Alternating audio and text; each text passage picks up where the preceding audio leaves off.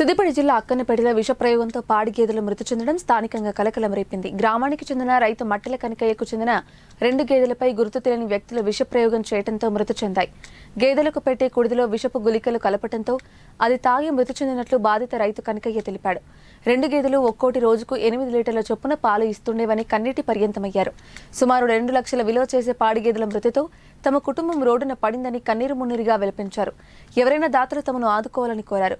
బాధిత రైతు కనకయ్య ఇచ్చిన ఫిర్యాదు మేరకు కేసు నమోదు చేసిన పోలీసులు పశువైద్యాధికారి చేత పోస్ట్ మార్టం చేయించారు. నా పేరు కనకయ్య, మట్టెల కనకయ్య, అక్కనపేట. ఏమైంది అసలు బర్రెలకు ఏమైంది? నేను మబ్బుతో వచ్చి పాలు పిండుకున్నా. పాలు పిండిపోయి కేంద్రంలో పోసి ఇంటికాడ ఇంత అన్నం కుడిది ఆ కుడిది పట్టుకొచ్చి ఆ డబ్బాలలో పోసి మళ్ళీ ఇంటికి పోయి చాయ్ ఇట్లా తాగి మళ్ళీ వచ్చి ఆ గడ్డి పోసిన గడ్డి పోసి ఆ గడ్డి ఆడేసిన. వేరే ఊరికి పోయేది ఉండే, మాణిక్యపురం దినాలు ఉండే. అక్కడ ఆ మాణిక్యపురం పోయేది ఉండే కానీ ఆయనతో ఒకటి కోటి తీసుకొచ్చిన. కుడిది పెట్టి అన్నిటికి కుడిది పెట్టి అలా కట్టేసి ఇక నేను పోయి ఇంటికి పోయి బట్టలు వేసుకొని ఆ మాణిక్యపురం కాడ దిగినాం. అంతే, దిగిందన్న వారికే మళ్ళీ మా వాడు మీ పాటలు 2 బార్లు చచ్చిపోయినాయని ఫోన్ చేశారు.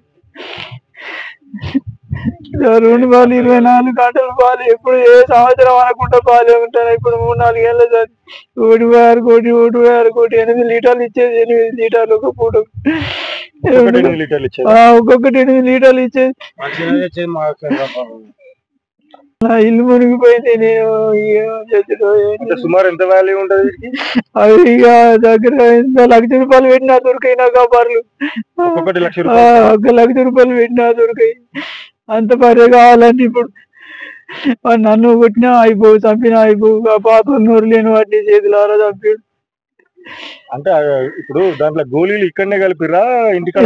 ఇక్కడ కలిపిన సంగతి నాకు తెలియదు. ఇప్పుడు వచ్చి చచ్చిపోయినా అన్నాక వచ్చి నేను డబ్బులు చూసారు కనబడతాను. అది వరకు నేను చూస్తే వాటిని పారేసుకుంటూ అది నేను చూడలేదు. చెప్పి పోసినా కదా, పొద్దుగాలు తెచ్చి పోసిన.